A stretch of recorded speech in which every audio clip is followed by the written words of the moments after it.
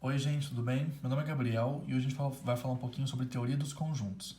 Gente, primeira coisa que essa matéria é um pouquinho básica, tá? Tipo, obviamente que vocês podem ter dificuldades tranquilamente, mas isso aqui a gente vê no ensino médio bem vagamente, não é uma coisa muito difícil, e que a gente está vendo na parte de pré-cálculo, porque é uma coisa que antecede o cálculo, digamos assim, né? Mas não vai ser tão útil para cálculo assim, tá? Vai ser muito útil para coisas diversas de cálculo, de geometria, tipo, não é uma coisa específica de cálculo, tá? Vai ser muito útil também lá em álgebra linear no segundo semestre de vocês, alguns conceitozinhos básicos daqui. Mas vamos lá que tem umas coisas para falar. É o seguinte, primeira coisa, vamos falar aqui que é um conjunto, né? Obviamente. Conjunto é uma reunião de elementos, né? Tipo, é como se fosse um grupo que reúne coisas, né? Normalmente aqui em matemática a gente vai usar para conjunto letras maiúsculas e para os elementos letras minúsculas. Vamos supor que seja alguma coisa relacionada à letra aqui, né? Mas para conjunto a gente usa isso aqui que é importante, ó, letra maiúscula no caso, né? Agora vamos dar alguns exemplos aqui, tipo, bem vagamente, porque isso aqui não é muito importante assim, né? Por exemplo, conjunto de vogais, a gente chamou de vezão, lembrando que é letra maiúscula, né? Normalmente. E aqui a gente coloca entre chaves os elementos, tá? Isso aqui é muito importante. Separado por vírgula, por exemplo. Aqui a gente tem o A, E, I, O, U, certo? Conjunto dos números pares maiores ou iguais a zero. Peguei esse exemplo aqui porque é um exemplo de um conjunto infinito, digamos assim, né? Eu coloquei até aqui, ó, conjunto A e infinito. Vou passar um pouquinho para cá. Isso. E eu coloquei aqui, ó, chave x, dois pontos, x maior ou igual a zero e x é par. Por que esses dois pontos aqui? Esses dois pontos poderia ser uma barra vertical, assim, igual a do módulo, tá? Que significa tal que. Esses símbolos matemáticos vão aparecer muito em exercícios, em teorias e por aí vai. É bom lembrar disso aqui. O dois pontos ou a barra significa tal que. Tipo, é basicamente isso.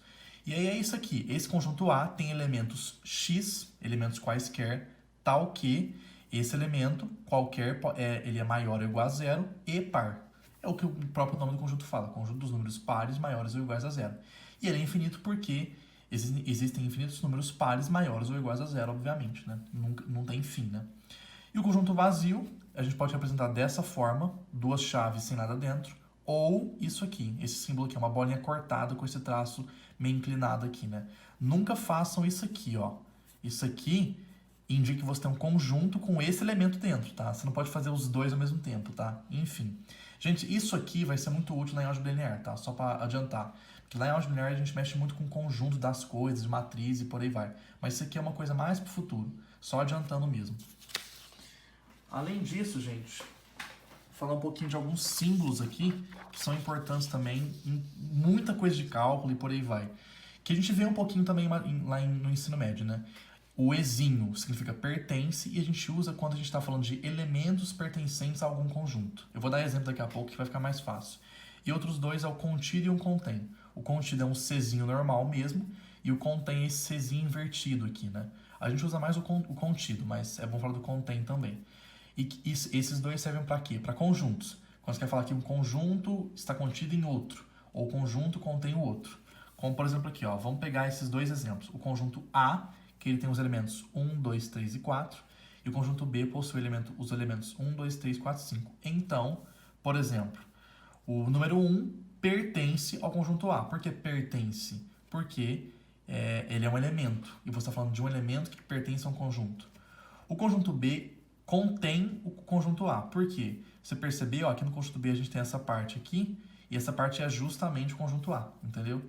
O contrário também é válido, né? O conjunto A está contido no B. O próprio nome diz, né? Está contido porque o conjunto A está totalmente aqui dentro do conjunto B, né? Então, é basicamente isso. E outras coisinhas aqui, como se fossem operações entre conjuntos, né? É a união e intersecção. Isso aqui usa muito em álgebra linear, tá, gente? Muito, bastante. Então, atente a esses símbolos aqui. União é o uzinho, né? Esse usão, na verdade, né? E a intersecção é esse U invertido aqui, né? Vamos pegar os mesmos exemplos. Mesmos exemplos não. O A é o conjunto 1, 2, 3, 4, igual aqui em cima, e o conjunto B é o dos 5, 6, 7, 8. Eu peguei esse exemplo para falar um pouquinho da intersecção vazia, né?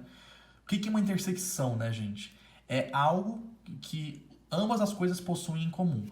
Então você percebe que aqui tem o 1, 2, 3, 4, aqui tem o 5, 6, 7, 8, então não há coisa em comum entre eles. Então a intersecção deles é vazia. Então se indica dessa forma. Conjunto A, intersecção B, é vazia, é igual a vazia, não tem elemento que seja comum entre os dois. Se, por exemplo, aqui no conjunto B tivesse o número 1, aí a gente poderia colocar assim, isso aqui, que aí seria o conjunto A intersecção B é igual a isso aqui, entendeu? Ao elemento 1, é esse conjunto que contém esse elemento 1, entendeu? Se tivesse um aqui no caso, né? Vou até riscar aqui porque não é o caso aqui, né? E a união, o próprio nome já diz, né? É a união de tudo. Você vai pegar todos os elementos. Então aqui a gente tem 1, 2, 3, 4, aqui 5, 6, 7, 8, você pega tudo. Recopia tudo de novo, né? Só uma coisa, né? Vamos supor que aqui tivesse 1 mesmo, né? Você não vai pôr o 1 duas vezes, você vai pôr o 1 só uma vez, porque é o mesmo elemento para os dois, né? É a mesma, esse número 1 aqui, se ele tivesse aqui, ele está indicando a mesma coisa. Então você não vai pôr de novo, né? Obviamente. E além disso, gente, para terminar, porque esse vídeo é bem curtinho mesmo, vamos falar um pouquinho sobre os conjuntos numéricos, que é uma coisa importante, que é uma coisa que a gente vê lá desde o ensino fundamental, né? Quais são as diferenças entre conjuntos numéricos, né? Os naturais a gente diga pelo número por essa simbologia e não aqui, né? Que são os números iguais ou maiores, igual ou maior que zero, positivos, né? Que é o 0, 1, 2, 3, 4 e assim por diante, né? É o mais básico que tem, né? Os inteiros vão ser esses números e os seus negativos, né? Então, por exemplo, menos 2, menos 1, 0, 1, 2 e por aí vai. Os racionais indiquem da forma matemática aqui, né? É um conjunto no qual os números são dados por essa forma aqui, A sobre B. Aí, ó, a barrinha que eu falei lá atrás, ó, isso aqui é o tal que. Poderia ser 2 pontos aqui, mas eu escolhi colocar nessa barrinha aqui. São esses números A dividido por B, tal que o A é inteiro e o B é inteiro. O A pertence ao conjunto dos inteiros, então o A é inteiro. E o B pertence ao conjunto dos inteiros, né? O B é inteiro, só que não pode ser nulo. Por que não pode ser nulo? Por causa que o B está no denominador. Então, B não pode ser zero aqui, porque você não pode dividir por zero, né? Obviamente. O que isso aqui indica, né? Que a gente pode ter, por exemplo, números dessa forma. 5 por 2. Isso aqui é um número decimal, né? É o 2,5, no caso, né? Ou 1/3, que é a dízima periódica 0,33 e reticências, né? As dízimas periódicas também entram aqui, tá? Os irracionais, eu coloquei dessa forma aqui, ó, R menos Q, que seria os reais, que é o próximo aqui, né? Menos os racionais. A gente poderia colocar um izinho aqui, né? Para indicar que são irracionais, né? Que são aqueles números que são aquelas dízimas periódicas, que são não periódicas, né? Que são aqueles números não exatos, né? Infinitos. Como, por exemplo, o π, que é 3, 14, 15, por aí vai. As raízes irracionais, que é raiz de 2, raiz de 3, raiz de 5, raiz de 6 e por aí vai. O E, que é o número de Euler, né? Que é o 2,4, se não me engano, não tenho certeza. E são esses exemplos aqui, né? Mas o mais importante, que é o que a gente mais trabalha, são os reais, né? Que são os racionais e os irracionais. Ou seja, é tudo.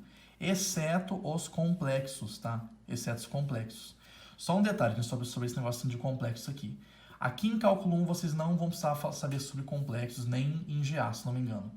Então, deixe essa preocupação para depois. Quem não viu isso no ensino médio, por exemplo.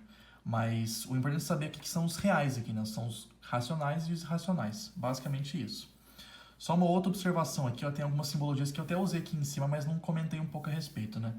Quando, por exemplo, você falar que, por exemplo, o conjunto dos inteiros, com esse asterisco aqui em cima, é o conjunto dos inteiros sem o zero, entendeu? Quando você colocar esse asterisco aqui, é que você está falando que não tem o zero, entendeu? Se fosse, por exemplo, n, isso aqui é o conjunto dos naturais sem o zero. Isso aqui seria, então, 1, 2, 3, 4, reticências, entendeu?